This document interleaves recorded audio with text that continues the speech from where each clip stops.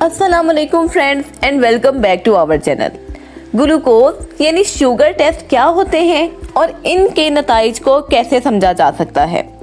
Friends, मैं एक medical laboratory technologist हूं और पीएचडी स्कॉलर हूं, इसलिए आप मेरी दी गई मालूमात को रिलाय कर सकते हैं। आज की वीडियो में हम बात करेंगे कि शुगर टेस्ट कौन कौन से करवाए जाते हैं, इनकी रिपोर्ट को कैसे समझा जाता है, और अगर आप डायबिटीज से बचना या अगर आप डायबिटिक हैं तो उसको कंट्रोल करना चाहते हैं तो ये वीडियो डेफिनेटली आपके लिए है।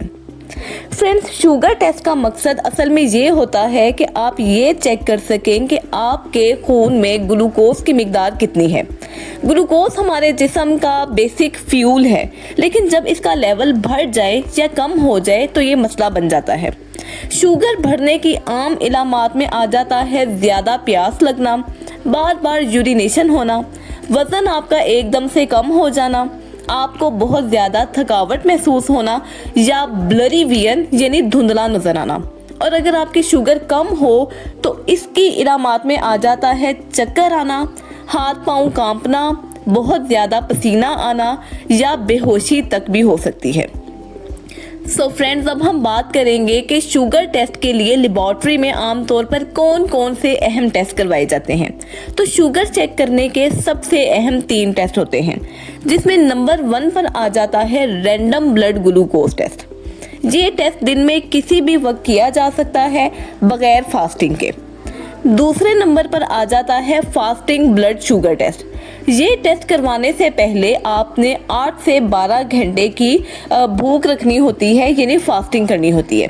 और नंबर 3 पर आ जाता है HbA1c का टेस्ट, जो आपको पिछले 3 माह की शुगर का औसत रिकॉर्ड बताता है।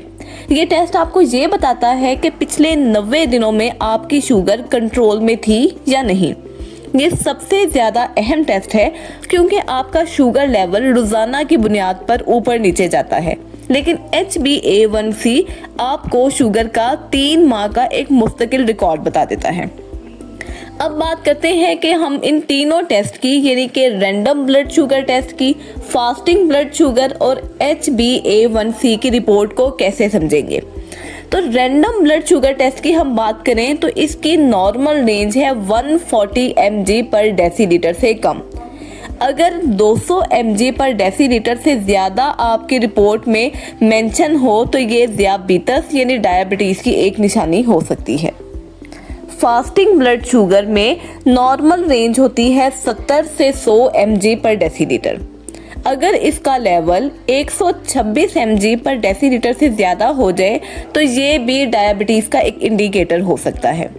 अगर आपको अक्सर भूख लगती है, बहुत ज़्यादा थकावट रहती है या आपका वज़न ज़्यादा है तो साल में कम से कम 2 बार फास्टिंग ब्लड शुगर टेस्ट लाजमी करवाएं। HbA1c की रिपोर्ट को समझना भी बहुत ज़रूरी है। ये सबसे ज़्यादा रिलायबल टेस्ट है। ये आपको खून में फैट के साथ रिलेटेड ग्लूकोज की मिकदार बताता है जो 3 माह तक बरकरार रहती है।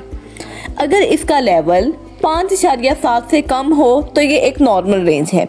अगर इसका लेवल 5.7 से 6.4 के दरमियान हो तो ये प्री डायबिटीज़ का ख़तरा हो सकता है। अगर इसका लेवल 6.5 से ज़्यादा हो जाए तो ये डायबिटीज़ का एक कंफर्म इंडिकेटर है। और अगर इसका लेवल 7% से ज़्यादा हो जाए तो ये ख़तरनाक और अनकंट्रोल्ड डायबिटीज़ को डायग्नोस करता है। सो जिन पेशेंट्स को भी डायबिटीज़ का मसला है उन्हें चाहिए कि हर 3 माह के बाद अपना HbA1c का टेस्ट लाजमी करवाया करें।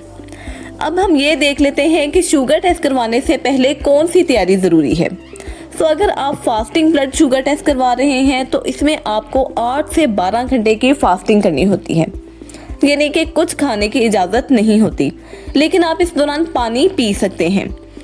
कॉफ़ी, चाय, दूध या किसी भी किस्म के जूस का इस्तेमाल नहीं करना और टेस्ट सुबह के टाइम करवाना ज़्यादा बेहतर होता है। रैंडम शुगर का टेस्ट आप दिन में किसी भी वक्त करवा सकते हैं। खाने के 2 घंटे के बाद आमतौर पर शुगर का लेवल ज़्यादा होता है। HbA1c के लिए भी किसी खास तैयारी की ज़रूरत नहीं होती और किसी किस्म की भी फास्टिंग नहीं ज़रूरी।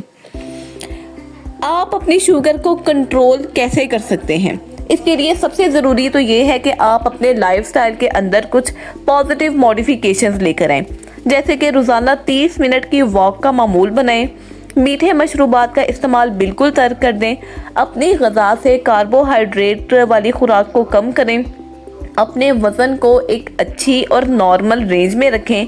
हर 3 से 6 माह के बाद शुगर का टेस्ट लाजमी करवाएं। घर बैठे सिर्फ ग्लूकोमीटर से रैंडम ब्लड शुगर टेस्ट करना काफ़ी नहीं है, फास्टिंग ब्लड शुगर और HbA1c टेस्ट करवाना भी बहुत ज़्यादा ज़रूरी है।